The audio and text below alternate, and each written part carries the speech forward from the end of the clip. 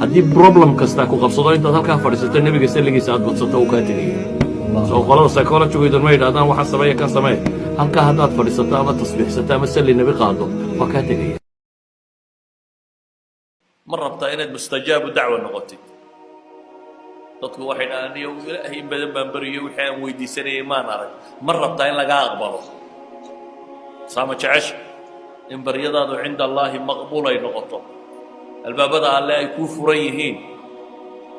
waxaa ka mid a waxyaabahay ku furmaan qofkoo wuxuu cunayana ilaaliya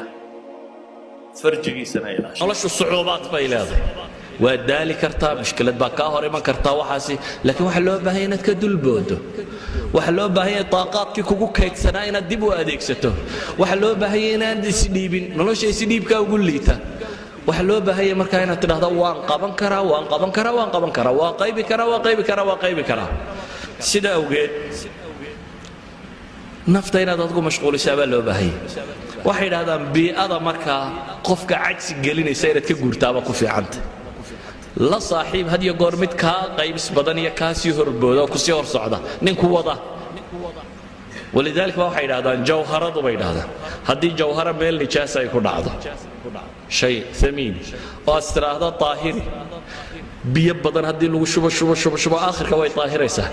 laakiin waxa ka fudud bay yidhahdaan intaad ka qaado aad maydho in yaroo biyo nuskoo baa nadiifinaya maydhaya laakiin halkii uska ku yaallay haddaad biyo ugu darto waa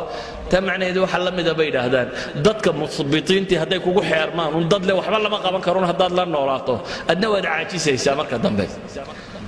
waxaad isku daydaa bay leeyihiin dadka xilli kasta hadday dhibi ku haysato hadday nimco ku haysato haddaad yaaban tahay haddaad wax kasta oo duruufaadka ka mida waa la tasbiixsadaa tasbiixdaasi midhahaad ka goosanaysaana koo waa inaad dembi dhaaf hesho nebigu calayhi salaatu wasalaam wuxuu leeyahy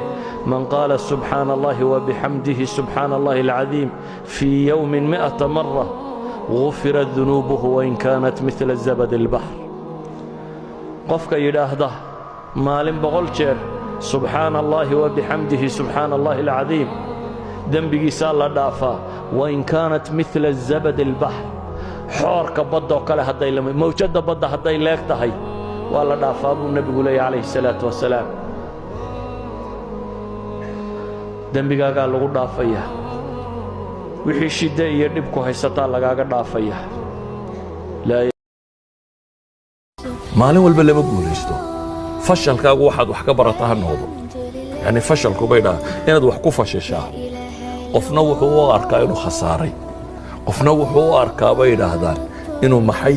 aqoon kororsaday